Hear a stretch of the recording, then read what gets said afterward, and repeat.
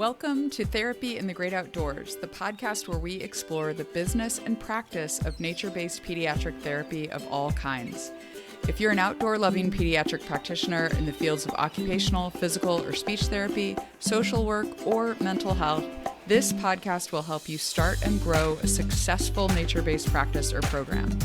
I am the ever honest, always 100% real, you'll hear it all on this podcast, Dr. Laura Park Figueroa.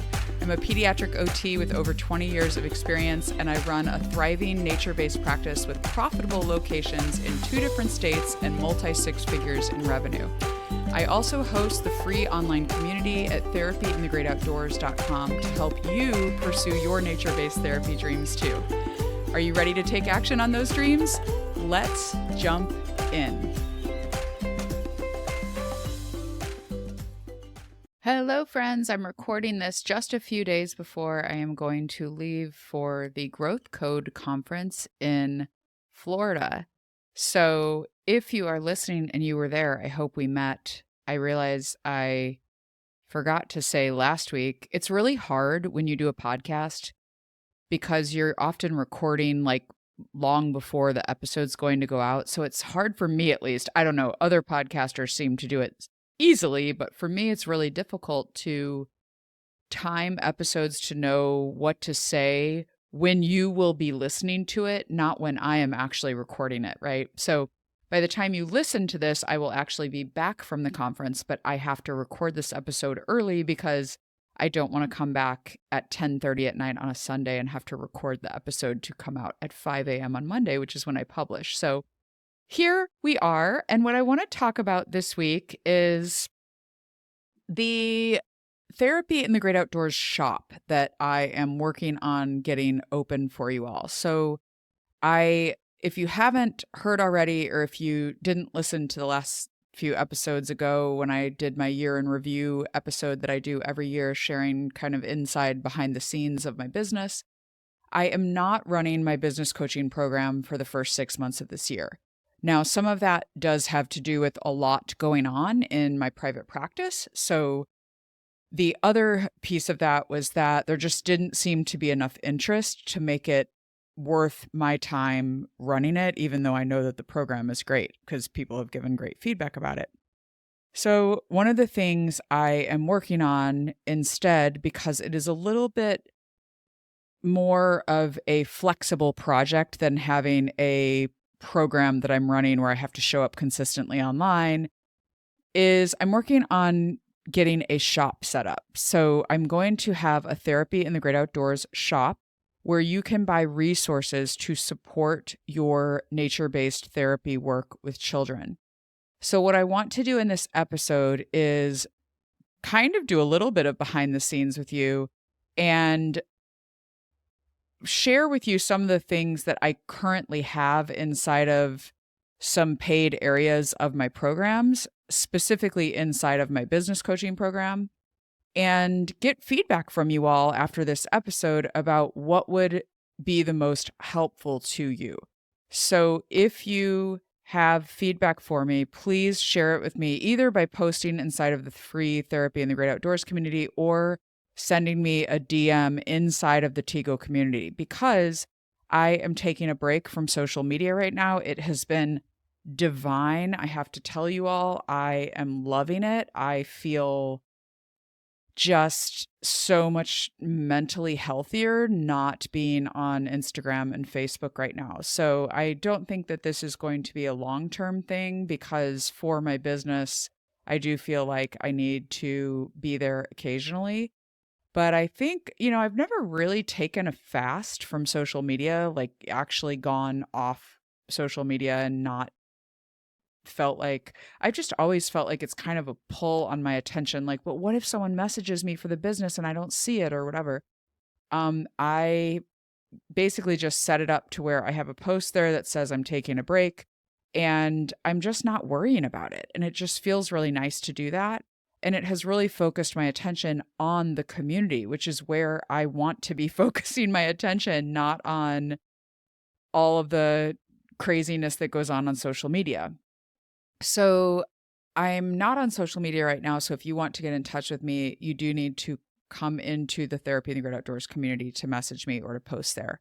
I do pay attention to what goes on in the community there. So I am going to share. So get in touch with me after you listen to this episode and hear the things that I'm thinking about putting into the store, because I actually want to know if these are things that would be helpful to you.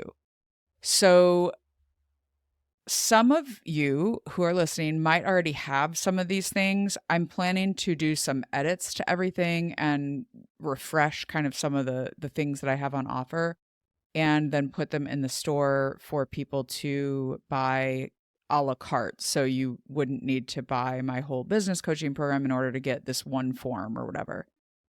As I've said before, I will say it always, I'm always thinking about the people who have been in my programs and already paid for things. So I will never, ever, ever drastically lower the price of something that I currently sold at a higher price. So there are many, many forms and templates inside of the business coaching program, the Hive, that I run. And the benefit to that program is that people get access to me. They have a forum there where they can ask me questions. We have weekly calls.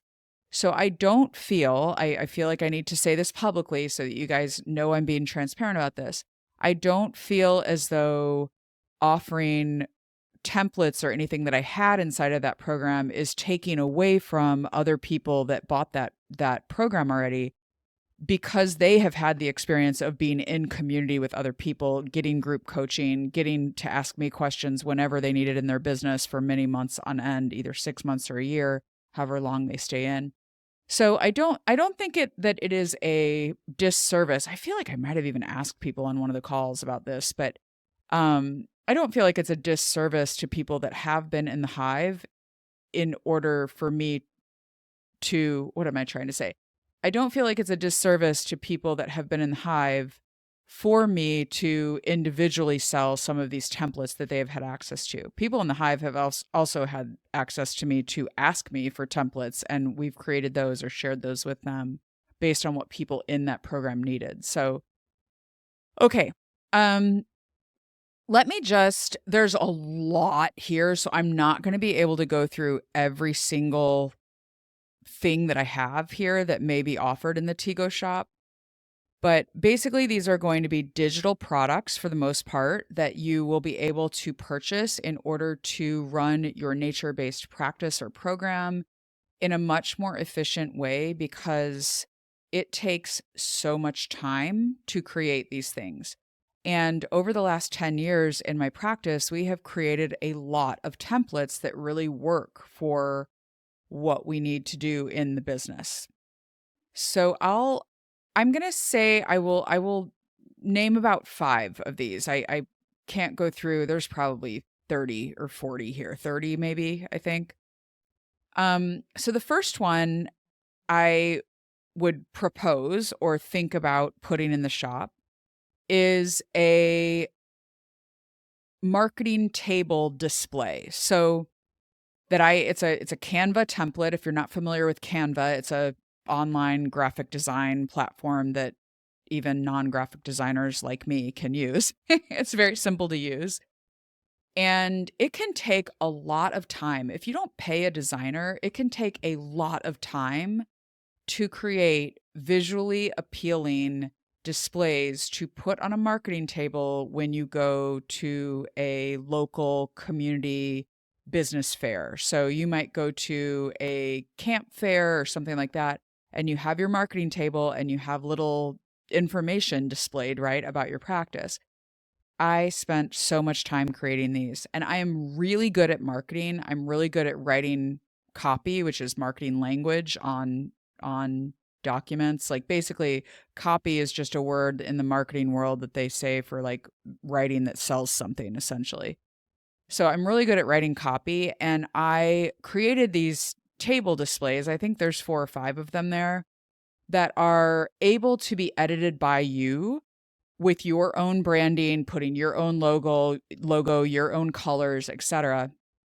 And that is something that I think could be very valuable to you all, because you would not have to spend I I want to say dozens of hours. I'm not kidding. Like dozens in the multiple of dozens of hours, because I'm really nitpicky when it comes to design. You want to have a balance. You want to have like enough white space so people's eyes don't just like bug out trying to read what you wrote on there. So those are, in my opinion, they're very well designed, and you could buy those from the Tigo shop. You would get a template that you can open in your own Canva account, and then you can edit it as you want, but the copy's already written there for you, and you just have to make small edits to it. So you might spend 1 or 2 hours where I spent dozens of hours. So that's one thing I'm thinking about offering. Another thing that we have here is a scholarship application. So I know with nature-based practice, some of you are running insurance-based practices and others of you are running practices where you are a cash pay practice, essentially a private pay practice. And I always recommend that if you are a private pay practice, that you have some sort of scholarship application process, because I know that you all agree with this. I know that you all listening want people to be able to access your services who cannot afford the private pay rate, because we're therapists and you should be charging a good rate for your services so that you can pay yourself well, pay your therapist well. None of us are making millions off of this business, okay? It's not wrong to charge a salary that is appropriate for your area as a therapist. But if you want to offer scholarships, it's really important that you do a application so that you have an objective way to assess the different applicants, so that you have documentation of it and you're not showing favoritism, right? So we have a scholarship application that we have been using in my practice, and that is something else that I would consider offering in the shop. So the scholarship application is a Google form that you would be able to copy and use in your business, and again, edit for your own business. But the same concept applies here, where we spent many hours and several years actually kind of making this application as good as it is now. You would immediately have that and be able to make a few small edits for your business and be able to use it right away. I also have in here, gosh, there's so many things I want to say in this episode, you all. There's like, I could go through every one of these and tell you how useful they all are.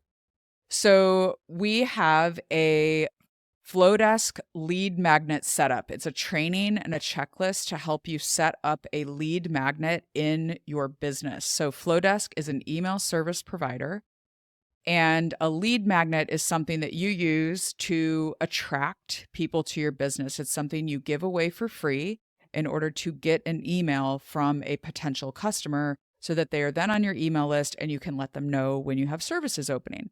So that's what a lead magnet is, a little marketing. I didn't realize how much marketing lessons there would be in this episode when I'm describing these things. But basically what this is something I created for, like I said, my business coaching program.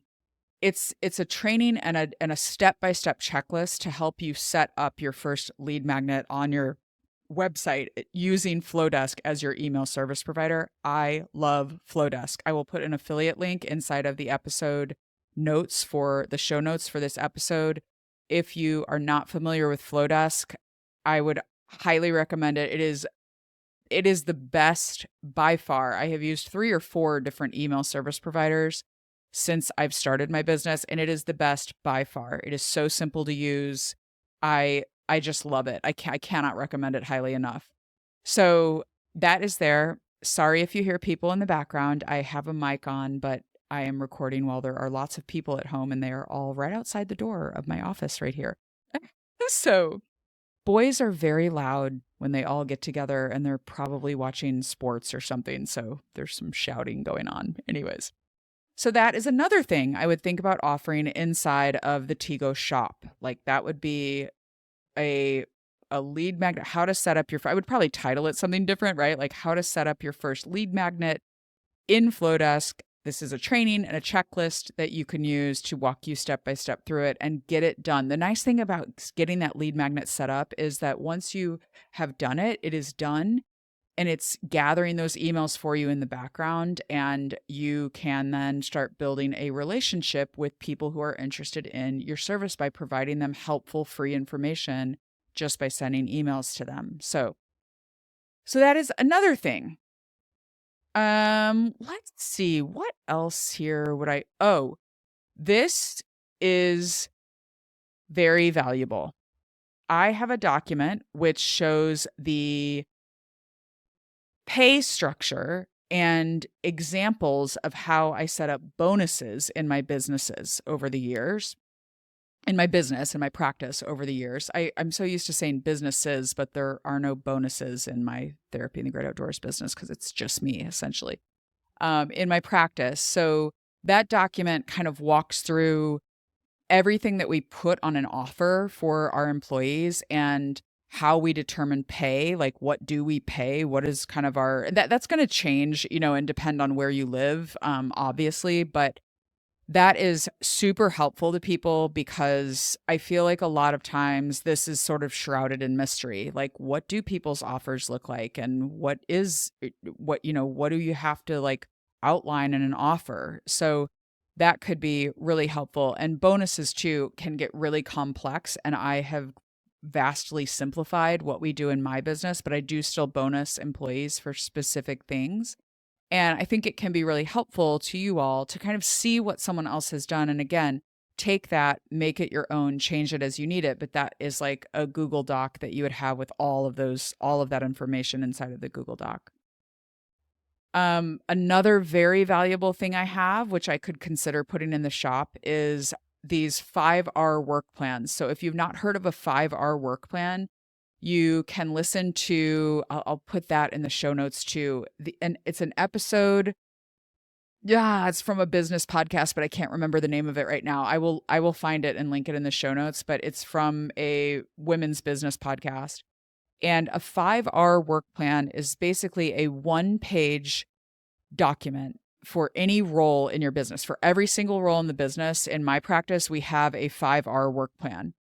And the 5R stands for the role, results, responsibilities, requirements, and review date for every role in my business. So for every job title that we have in my practice, we have a 5R work plan. And we revisit those every year to determine, like, have responsibilities changed? Have requirements changed? Do we need a different position to be created? So that can be so helpful to you because I'm telling you, those have taken years to get to where we are now and to have them very dialed in and very clear. And it just really helps everyone in the business to know what their role is, what they're responsible for, and what's the ultimate outcome of their job. It helps people to stay connected to the mission of the business when they have this like 1-page document that kind of outlines the basics of the position that they are in. So I have that, and that probably has 5R work plans for an admin assistant, a therapist, a group assistant, like someone who would help with our groups, who might be like a student or something like that. An executive assistant, a chief operations officer, a chief financial officer, chief executive officer, a social media manager. What else? I think that might be about it, but I have loads of those and we have really dialed them in my business. So those could be maybe really helpful to you all. Okay.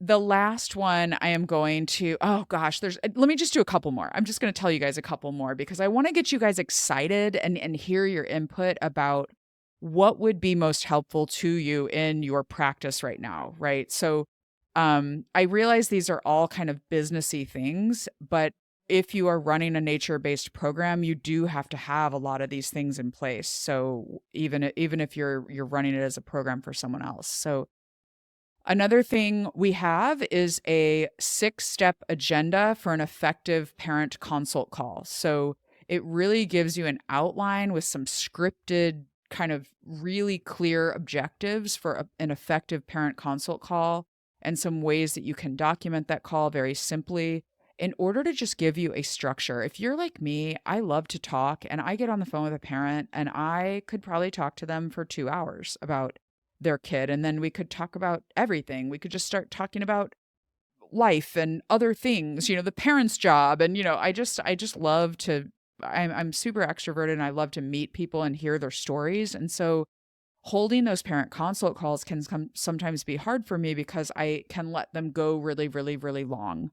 And so this 6-step agenda for an effective parent consult call is something we created in my practice to help my employees and me when I was doing them. I don't do them anymore, but to help my employees have a really clear agenda for the call and just an outline to follow. So I think maybe that's something that could help all of you too. Again, you got to tell me if these would be helpful. So I'll make a post for this podcast inside the community and you can let me know.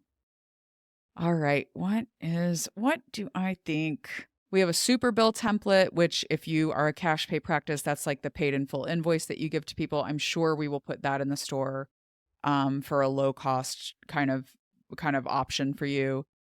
And then the last thing I'm going to say is I think this is probably the most valuable spreadsheet I've ever created. It's called What Can I Afford to Pay an Employee spreadsheet. And what it does is it lets you type in an hourly rate for an employee and then account for all of the other expenses involved in paying that employee. For example, when you hire a new employee, you have to give them a Google account, which is $6 more per month on your business expenses. So, which doesn't sound like much, but when you add up all the things that you have to add the extra person to, and you add up the training, and you add up all the things that you have to do to hire an employee, it can be a significant amount of money. And so this spreadsheet helps you to play with numbers a little bit and plug in different amounts that you could pay them per hour within whatever you've, advertised. That if your pay scale is, I don't know, 50 to 60 an hour, that this is California rates, so don't freak out if that sounds crazy. Then you can plug in like, okay, this person's a relatively new grad. Maybe I'm going to offer them $51 an hour or something.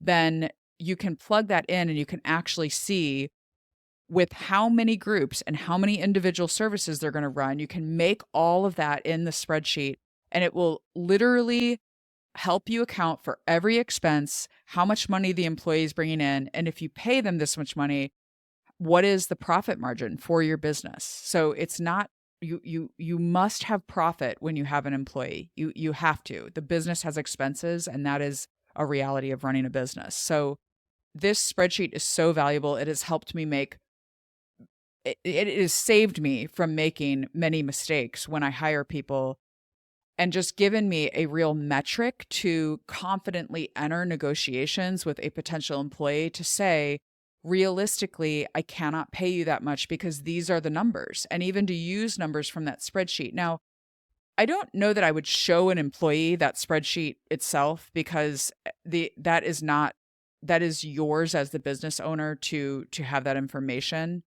But I do think that you can use some of the numbers from that spreadsheet when you talk to an employee, or maybe show them a less complex version because it is a little overwhelming. I have a video with it that I show how to plug stuff in and stuff like that, like kind of a training with the spreadsheet to show how to use it. But that is a super valuable resource. I think probably you guys are going to tell me, yes, that would be one that would be very helpful if you are running a business. So I'll just quick run through some other things on here. We have an intake form that's a Google form template. We have a parent welcome packet that's in a Google Doc form. We have a post-program feedback survey for people to give feedback after services are over. We have our behavior policy for groups and camps. We have an email template to reach out to schools to form partnerships. We have an admin assistant application. We have a reference check Google form. We have a monthly metrics scorecard. I mean, there is so much that I can offer to you all in this store. I just want to know what you guys think about all this. So again, send me a DM, come in the community, comment on this podcast episode. When it comes out, I will have it pinned at the top so that you can see it. We do also have a significant amount of therapy-centered resources inside of the Tigo library, which I give to people in the Contigo program as a bonus. And those are things that maybe I would also consider offering in the shop. For example, I am currently rewriting our nature-based therapy camp manual, our camp training manual. And that is something I'm trying to make it super, super helpful because I get a lot of questions about running a nature-based therapy camp. I know that is how many of you get started in this. You might be working a school-based job and offer a few weeks of camp during the summer, and you do that for a few years, and then you kind of start offering your own nature-based services. And before you know it, you are running your own full-time nature-based therapy business. So I am working on that camp training manual. That will be a very valuable resource. I absolutely plan to have that in the store. My goal is to get it in there early because I know people are planning camps right now, and I think it could really help some of you. So, um, I want to hear from you. What are other things that would be helpful to you? So I know I've talked a lot about business templates. There are also lots of treatment plans and other things inside of the Tigo library that I could sell inside of a shop rather than as I mean, they're not for sale right now. They're only as a bonus. So I used to sell them, but it was just too complex in my business to try to sell too many things. So my hope is with creating this shop to have things like on display. Like, here's all the free stuff I offer, and here are all the paid templates and other things that you can buy, whether they be treatment plans with visuals and printable visual schedules or whatever it is. I want you all to be able to access things when you need them without having to join one of my more intensive programs like the business program in order to get those templates or those smaller items. So I do not know what I am charging for things yet. I know you all are probably thinking, well, how much are they going to cost? I have not made that decision yet. I am not far enough in the process of actually setting all this up. I do think something like the Super Bill template, I'd probably sell that, I don't know, $20. Like, it's so worth it to not have to create your own form. I mean, it would if it saves you 15 minutes of time for $20, you should buy it, right? Like, but I mean, making a super bill that has all of the legally required or insurance required or whatever, all of the little different pieces of information you need there, that takes time and effort and trial and error, and you learn over time what needs to be on there. And so for $20, it's like a no-brainer, just buy the thing, right? So I'm hoping to have a lot of things like that, but the therapy camp manual to like help you set up and run a therapy camp, that's going to be a higher ticket item. I don't know how much it's going to cost yet. And all the other things that I named on this podcast, still don't have any idea what I'm going to charge for those. It's really going to depend on how much time. The way I price things, I think about how much time is it going to save someone who is using this, and what is also a reasonable amount to charge someone who's not a billionaire for this for this resource, right? So I hope that the shop will end up being a great resource for you all. The other reason I'm doing this is because I am really trying to lean into working in the way that I like to work, the older that I get and the more experience that I have.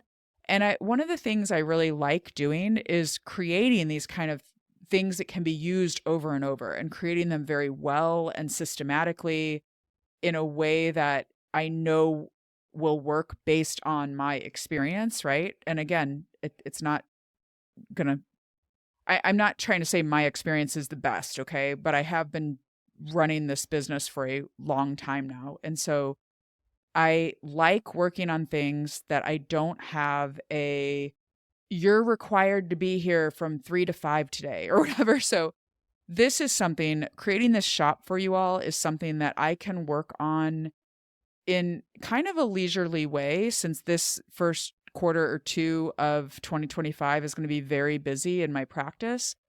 It allows me to create something that I think will really help you all, but also I can work on it in little chunks of time. I can kind of chip away at it. It doesn't have to be like all of these things are available in the store immediately.